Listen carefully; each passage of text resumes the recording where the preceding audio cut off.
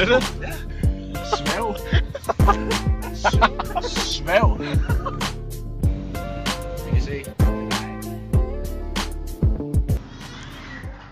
Hey, i dag der skal vi snakke med en ekspert inden for området. Og lad os gå over til ham. Han står lige her. Hej. Hej. Også fra Kulsorte Nyheder.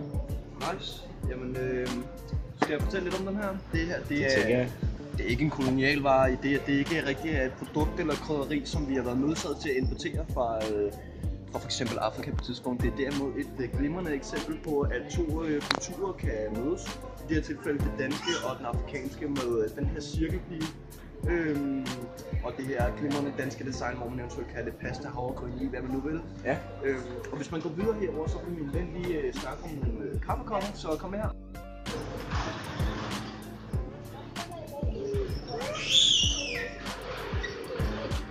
Halløj. Du kunne fortælle os lidt om kaffekopperne og hvad der er helt specielt i dem. Jamen det er lidt spøjst, for det er jo også cirkeldagen, der er på de her. Og det er jo lidt underligt, fordi at det er jo kaffekopper. Så måske skal vi hellere kigge på nogle andre kolonialvarer. Det kunne måske være sådan. Der findes simpelthen flere kolonialvarer. Det gør.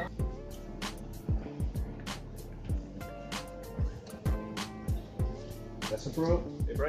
Du skal fortælle os lidt om hvad der er helt specielt ved cirkelkaffe, og jeg kan se, at du har hævet et par stykker frem for hende. Ja, det er jo Hvad kan du fortælle? altså det er jo ikke kun cirkelkaffe, der er specielt, men jeg synes, det var lidt symbolisk og ikonisk for da den her cirkelpige går igen. Men det, der er så specielt ved kaffe, det er, at vi kan jo ikke selv producere det her i landet. Det er derfor, vi bliver nødt til at importere det. Og det er jo meget vigtigt for os. Det er derfor, det er en kolonial... den var lige galt i halsen. Kolonialvare. Ja. Sidste spørgsmål, som undrer mig lidt. Er guld dyrere end de andre, eller er det bare det samme? Det kan vi jo høre på. 51. Så guld er simpelthen ikke dyrere end de andre? Den er lidt spøjs. Ja.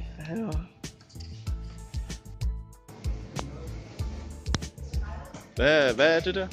Det der, det er Six. Og der er forskellige mærker.